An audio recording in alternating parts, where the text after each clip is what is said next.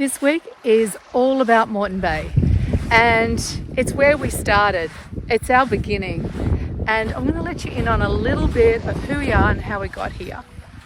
Well, Rob grew up learning to sail from the age of 10 on Moreton Bay, while I grew up in the country riding horses. Although we had power boats, I knew nothing about sailing. My sailing started when I met Rob on a Hobie 16 out to a start line in a race. We continued to compete for 4 years, and we competed in the national and state titles. Our dream and plan of owning a yacht to sail in the world, not necessarily around the world, became a reality in 2019. By January 2022, we both threw in our jobs, we sold our cars, and we just threw out a lot of that stuff that we'd been carrying around for at least 30 years. We left our house on 2 scooters and headed for Jago. We said goodbye to our children, family and friends and set sail. Since leaving, we have clocked up 27,000 nautical miles. In that time, we have sailed the whole east coast of Australia, from Lizard Island down to Tasmania. We left Hobart and headed for New Zealand. From New Zealand, we sailed across to Minerva Reef, then on to Fiji, Vanuatu, and then home.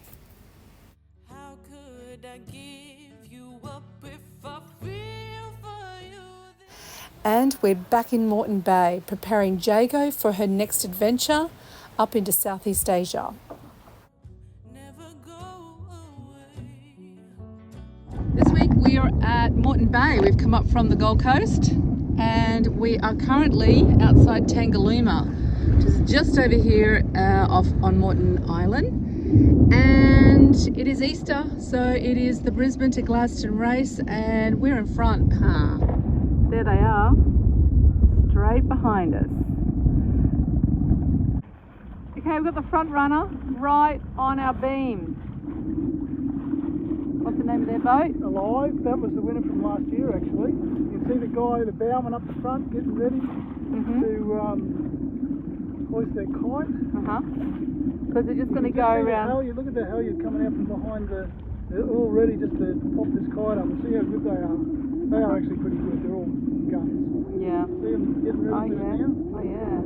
So they're going to go over to this mark here and bear away, and then they will take off like a rocket ship. So these fellas down here want to get out of the way. Yeah, right. And the other boat coming up behind them? Wild Thing 100. You can hear them all yelling. Woo! Nice. All the birds got a fright. They're like, what the hell is that? You watch it take off now. Oh, there it goes. How many crew are on that boat? I don't know, there'd probably be a dozen, at least. It looks at least a dozen. Wow, that's beautiful. It's a piece of kit, that, isn't it? Sweet. Oh, is that the winches? Yeah, that's easy. Easy winches. Oh, the load on those. The load on those winches. There she goes. Wow. I don't think Wild Thing will be behind alive for very long. That is beautiful. Look at that. There you go. So the rest of the fleet are way up the back. The next boat to come up with Celestial, I think that's a TP52. Yeah. Going up. Oh, that was nice and smooth.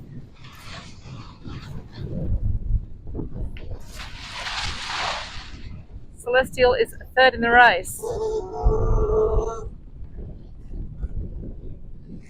Coming fourth, Maritino.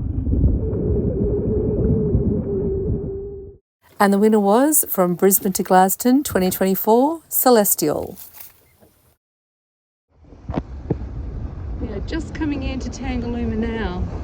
Look at the colour of this water. It's beautiful over here. It's Easter, so I thought it would be really busy. It's actually not too bad for Tangalooma. We're just on half tide So 5:30 is low tide and it's about 1:30. So it's quite shallow coming from this side, which is the northern end. Next week we'll come back and revisit this whole area of Tangalooma. It's quite a fascinating, beautiful dive. There's 15 vessels all up. 5 of them were sunk in 1963, another 5 in the 1970s, and then another 5 in the 1980s.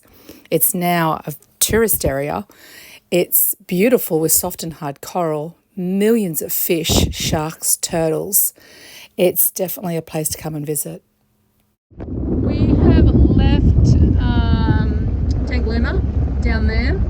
Just come around the corner and there's a bay called Lucinda Bay, which is really beautiful. We usually go in there, but it's a southeasterly coming and it's going to be up to 25 knots. So we've got to go what they call the sand hill, which is further down, and there's got a lot more protection against the southerly and the swells, and there's about 100 boats down there. So we're going to try to find a park, and there's 2 of us.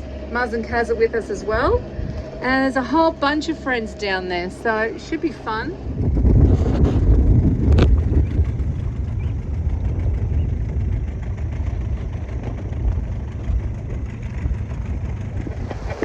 Well, it started off as a nice day, but that weather system has caught up with us. They got caught.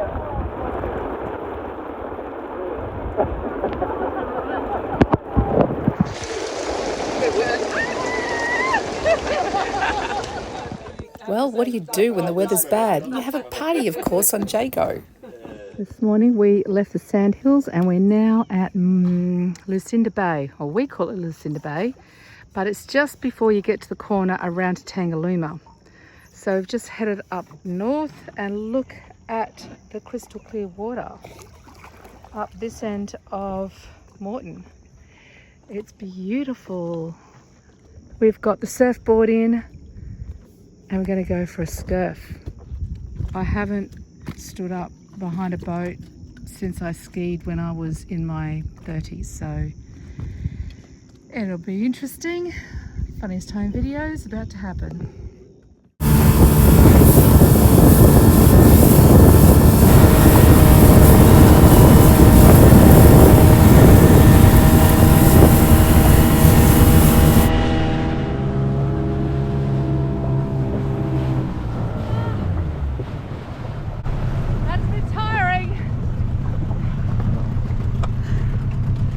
That's fun. That's just brought me back to my skiing days. A little bit rusty. A little bit rusty. It's getting better though. But my body was starting to ache and scream at me. My legs, particularly my right one. Oh, not bad for my age, I reckon.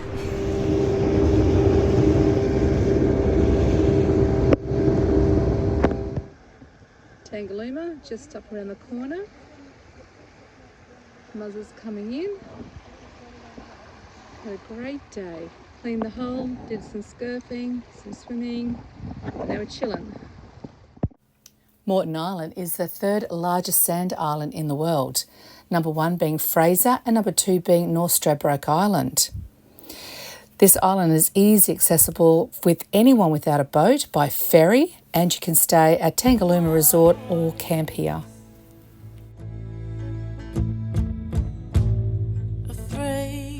Everything and nothing all at once. How could I give you up if I feel for you this much? This ache in my lungs, I fear it will never go away. Attaching myself to a place that would hold me every day. It's the end of the weekend and everybody has headed back to work and headed home. So we're going to head into Raby Bay.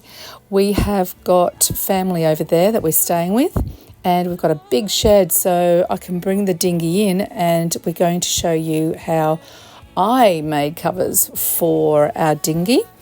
They're chaps, so they can stay on all the time. But I also want to give a big thank you to Colin and Finlay, where we stay, and Sue and Anthony that has given us their pontoon to use, and also Dougie for the mooring ball. So today, while Rob's out having a sail with one of the girls, I'm doing the dinghy and I'm making some chaps for it. And I'm doing okay. I've made a pattern first.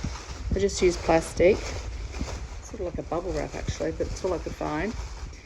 And once I made my pattern out of plastic, I then used the canvas and a bit of this good stuff. I don't know what it's called, but it's from a caravan awning. It's really tough vinyl fabric to go over the top of this umbrella, just to give that extra protection and easier to wash. But this umbrella is really quite easy to mould over the top of the dinghy, and I had that, so I'm using that too. And then I've just shaped it, but I'll show you the finished product when I'm done. But this is a great space to be trying to do some chaps for a dinghy. Okay, day 2, and looks like a bomb's hit the place. I kind of cook like this too.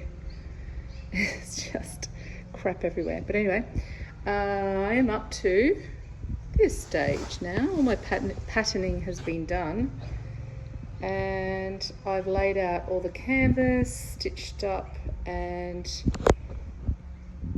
put all these, what would you call that, bindings around everything. That's very time consuming, by the way. So I haven't joined anything together. They're just like in panels. So I've been able to shape this umbrella around, and now I've just got to do the back, which is going to be quite tricky, and the other side, which is the same as that side but flipped, so I don't have to do another pattern. And I've been cutting out extra bits for these little pieces, so shouldn't take me as long, but I'm getting there. So we're on day 3, and I've just pulled the front off because now I'm joining all the panels together.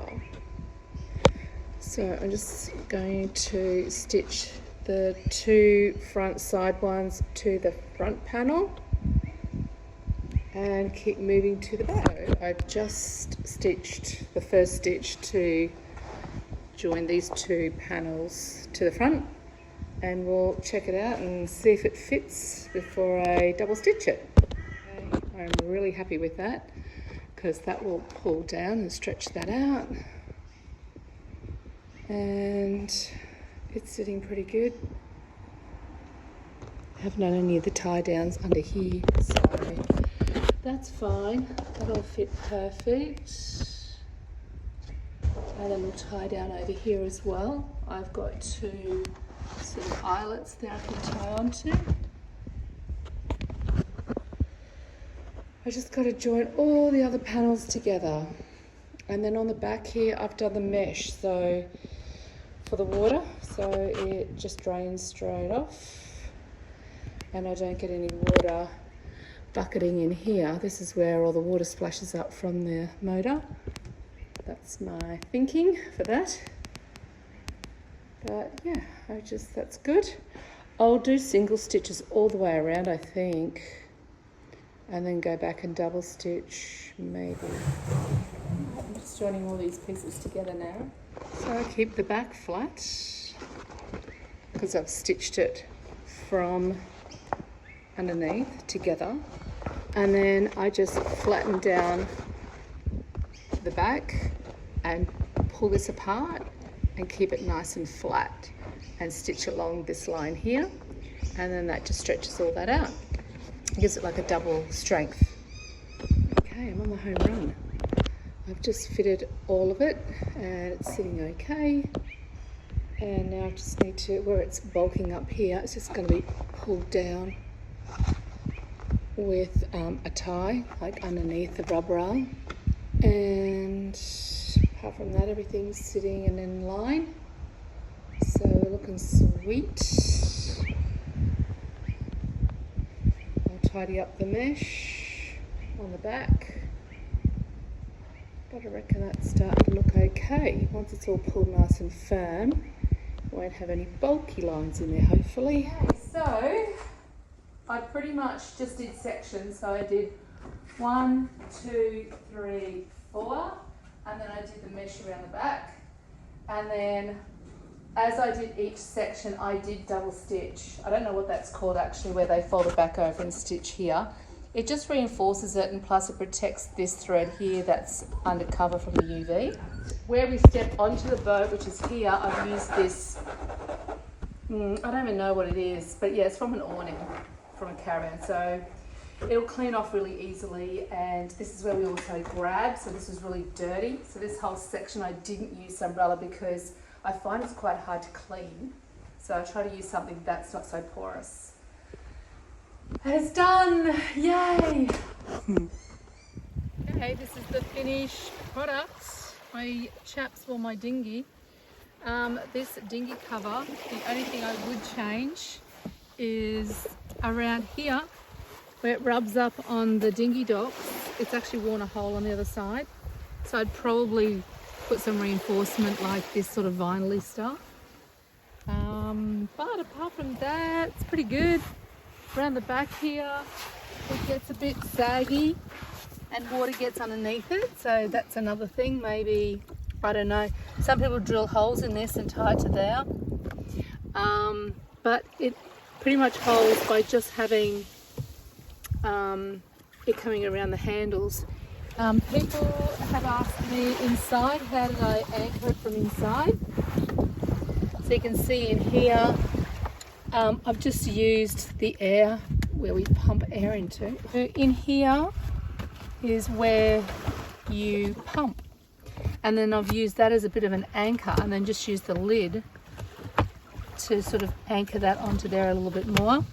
And there's one here and one on the other side. There's also these little anchor spots I've been able to use as well. And I thought I might need to anchor the back corner. And we started to, but it really doesn't need it. It just sort of sits because it's quite tight to there. Plus it's got these anchors here, so it doesn't move. It's really good. And plus I've cut the fabric that it molds around the shape of the tube, and that way it kind of holds it in as well. I just want to stop there and share with you something that we found later on. That it wasn't the dinghy dock that was causing the wear and tear so much as these straps that were causing the problem. So I'll probably need to reinforce just where these straps go. There is no wear and tear from here, so I might just run that all the way along. That's probably from a dinghy dock. So yeah, that would be the only thing I'd change. I'd just run that all the way through. And the anchoring at the back, which I don't think that I showed you last in that video, is actually anchored it. And we drew a little hole in here and tied it down from there. And that string comes all the way around the back. So just wanted to show you that while it was up on a dinghy, on a dock that we could show you. So yeah, I'm pretty happy with it. I think Percy looks pretty cool. Put his chaps on. And so then when you pull this all off, nothing's changed. It's all really nice and clean. There's no glue holding it down. It's good. I'm happy. Did well. Next week we're going to head back over to Tangalooma and explore the underwater world around these 15 big shipwrecks.